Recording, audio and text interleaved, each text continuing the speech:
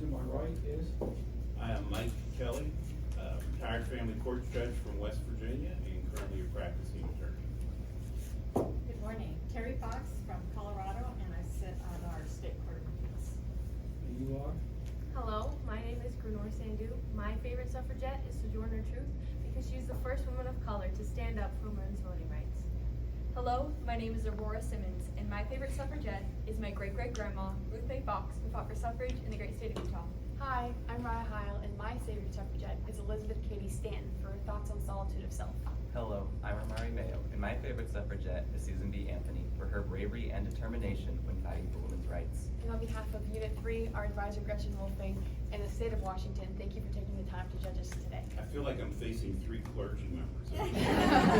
Black. I gotta be careful. This morning for Unit 3, we will be discussing question number 3. Question number 3. At the Virginia Convention, Patrick Henry reminded delegates that the Articles of Confederation expressly declared that every right was retained by the states respectively, which was not given up to the government of the United States. What would have motivated Henry to highlight this clause from the Articles of Confederation? To what extent, if any, did issues of state sovereignty continue prior to and during the Civil War era? Which of these issues, if any, did the Reconstruction Amendments resolve? You may now begin. Our Constitution is an instrument for the people to restrain the government. Patrick Henry. The motivation behind Patrick Henry's highlighting of this clause was to emphasize the importance of sovereignty when defining the delicate balance between states' rights and federalism. Patrick Henry was an anti-federalist who renounced his invitation to the Philadelphia Convention in protest against the convention's purpose, which was to strengthen the federal government.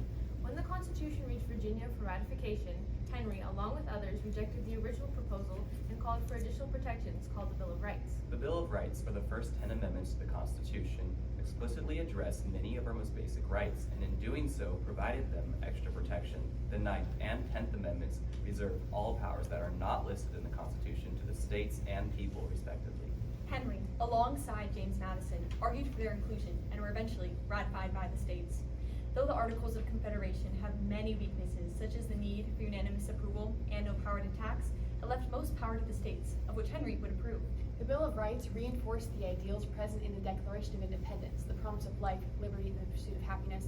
Henry thought it imperative that the federal government include these promises in the new Constitution. State sovereignty continued to be a major issue, which in time led to the Civil War, due to the country's irreparable divisions over the practice of slavery. There were developmental differences between northern and southern states, as the South became increasingly dependent upon slavery to prop up their economic system. To protect slavery, the South insisted on balance each time a new state entered the Union, provoking many legislative battles on the matter. The first of its kind was the Missouri Compromise of 1820, in which Maine entered the Union as a free state and Missouri as a slave state. This maintained balance and set a precedent for the future of the mission of states. Between 1831 and 1844, there was also a gag rule placed on the discussion of slavery during congressional hearings, thereby severely limiting the federal government's ability to discuss or even enforce change. Additionally, the Compromise of 1850 admitted California as a free state, leaving the option of slavery up to the New Mexican territories. This step toward increased state sovereignty was further enhanced by the Kansas-Nebraska Act of 1854. This allowed voters to choose for themselves what they thought on slavery, and this pushed the country greater towards equality. The Reconstruction Amendments did not solve any of the issues Patrick Henry raised. However, the issue of state sovereignty was particularly impacted through the passing of the 14th Amendment, especially through the idea of incorporation. The incorporation doctrine found in the Due Process Clause of the 14th Amendment provides that the Bill of Rights will be incorporated into state constitutions on a case-by-case basis. Prior to the passing of the 14th Amendment, the Supreme Court found in Barron v. Baltimore that the Bill of Rights could only be used to limit the federal government. State governments could choose to adopt laws that complied with the Bill of Rights, but were under no obligation to do so. Henry would have disliked incorporation, as it took power away from state governments and put them subject to the same constitutional restrictions as the federal government. The argument that southern states propounded while arguing for secession from the Union was nullification. Nullification is a theory that states can invalidate federal laws or judicial decisions that they deem unconstitutional. This gave the states a significant amount of power, of which Henry would approve. However, the nullification debate ended in the unanimous case, Cooper v. Aaron. This case concerned how Arkansas disregarded the Brown v. Board of Education decision and continued segregation in schools. The Supreme Court ruled that a state cannot nullify the decision of a previous court case, as that would violate Article 6, Section 2 of the Supremacy Clause, which holds the Constitution as the supreme law of land. Likewise, by continuing segregation, Arkansas was violating the Equal Protection Clause of the 14th Amendment by depriving black students of their equal rights. The Reconstruction Amendments did not help advance states' rights, but rather hindered them by restricting them to the same, by providing new powers to the federal government to enforce the same constitutional protections for all citizens wherever they might reside. Thank you. Thank you. Please put away your materials. Questions? Mike, would you please get us started? Sure.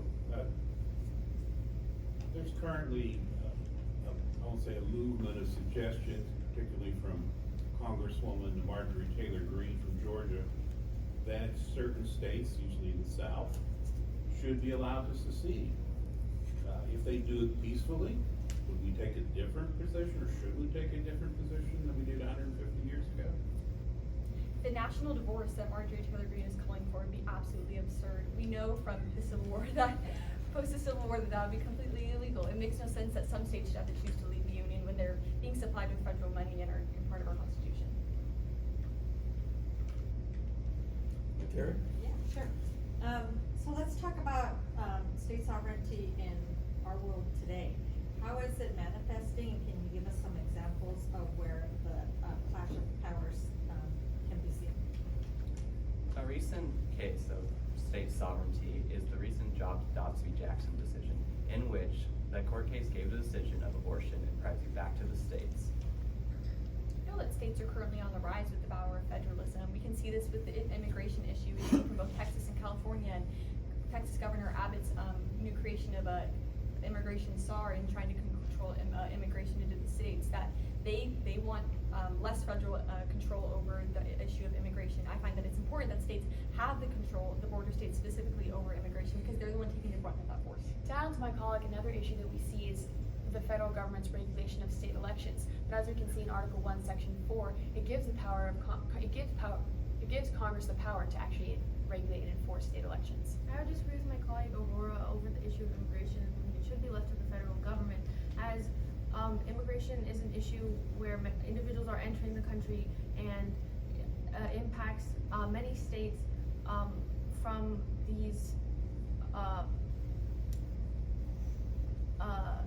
individuals who are immigrating.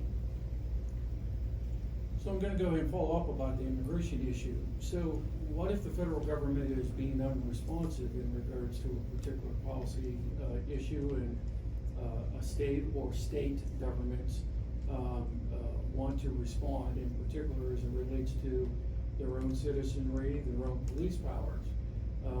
Would you suggest that the states, because of Supreme Court doctrines like preemption or an expansive reading of the Commerce Clause, can effectively tell states, sorry, you can't be responsive? Currently, I feel that states are pushing back. Again, Florida and Texas sending the immigrants into their country, into different states in the United States, was a big pushback against the federal government. They were saying, we need help. This is not that we should not be taking the brunt force of this, and that we need more, either more federal funding or more support from the federal government to support them in their immigration issues. To add to my colleague, I think that the federal government's job here is to set a baseline, set a baseline precedent of what states should be doing, and then from there, states can go ahead. From the precedent that the federal government sets, states can go from there and make their own decisions based on how their makeup is in their state. Mike?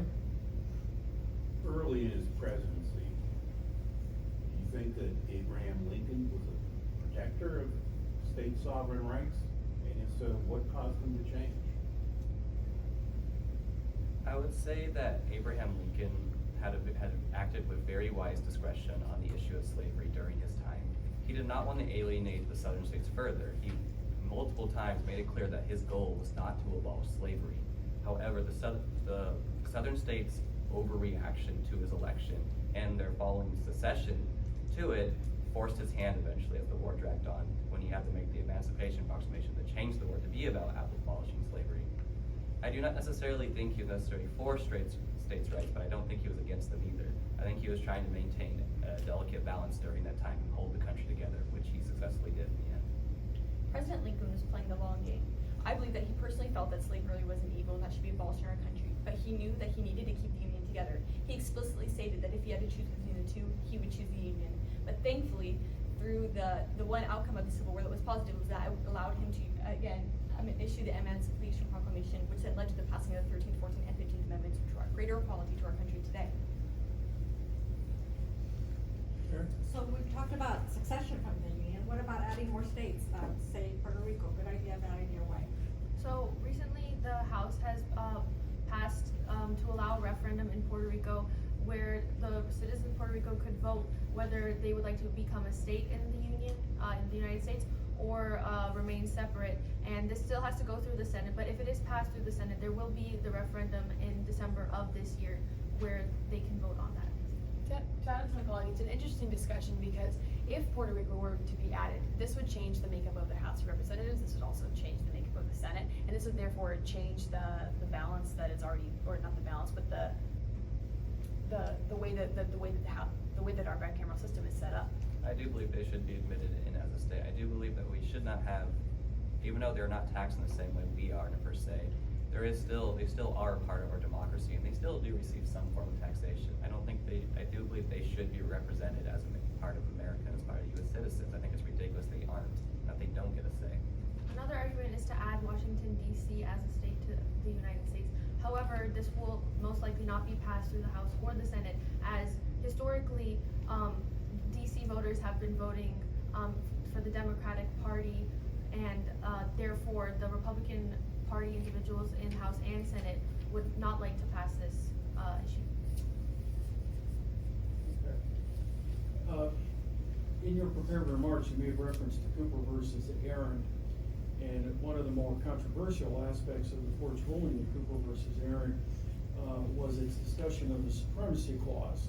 So, in you all's estimation, how should we balance the supremacy clause with this idea of state sovereignty? Because, theoretically or conceptually, they make no sense together. So how do we make sense of this? The Supremacy Clause, Article 6, Section 2 of our Constitution explicitly states that the Constitution is the supreme law of the land. It is our baseline. It unites us as a country. But we know from the 14th Amendment of the Substantive Due Process Clause that there is both rights inside and outside the Constitution that deserve protection. But again, the 9th and 10th Amendment give those rights outside of the Constitution back to the states, and that's where that line should be drawn. Ultimately, I believe that states can better meet the needs of the people. They have a more intimate relationship with their states and their communities. In a country as large and diverse as the U.S., it's impossible to meet the needs of all these different groups, all these different communities from one large central government. However, I do believe it is the federal government's job to safeguard our rights and protect them. And we have seen this historically. We have seen states sometimes being the most oppressive historically, such as towards African Americans in the Jim Crow South, and also to do things like poll taxes, not allowing them to vote. The federal government stepped in, passed things like the 13th, 14th, and 15th Amendments, allowing their right to vote and allowing them equal protection of the law. And then later through the Civil Rights Act and the Voting Rights Act to secure their rights further. To add to my colleague, I think that the federal government should be, I think that states' rights are important, but I also think the federal government should step in when necessary. We see this recently with the collapse of the Silicon Valley Bank. The federal government is giving more funds to, sorry. Finish your sentence. Silicon Valley Bank, the federal government is stepping in and helping the Silicon Valley banks, the private institutions, come back up. All right, thank you very much.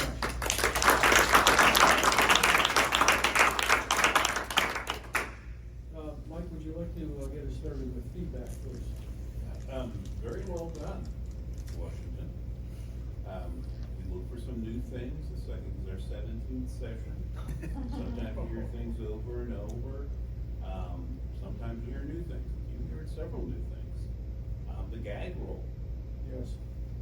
that dominated debate in our Congress for the years leading up to the Civil War. The role of the New Mexican territories in California was in Cooper v. Aaron. First reference Yeah.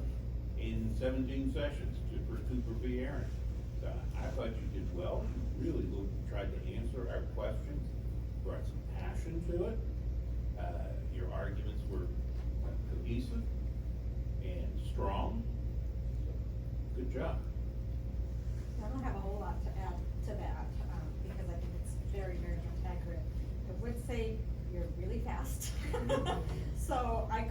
up with you, but it wasn't so fast that, I couldn't get your content, like, I got the content that you were giving me, but I would just slow down just a smidge. Yeah, the only negative I was gonna go ahead and point out was, in particular in response to our questions, pause, okay, and slow down a little bit. I almost got the sense that we were on a question count, okay? And you guys could have taken a little bit more time and explored the questions a little bit more. One thing you guys did that heretofore no other group has done, at least in my estimation, is that particularly with your prepared remarks, you actually explained the concepts that you used. And a lot of times, we as judges get the sense that you are checking boxes with your prepared remarks, but you all actually explained, Connected the dots. yeah, connected the dots. Do not assume that your listeners, okay, know of what you speak. And you guys did a much better job than most teams in explaining the concepts, and I, for one, really appreciated it, so thank you very much.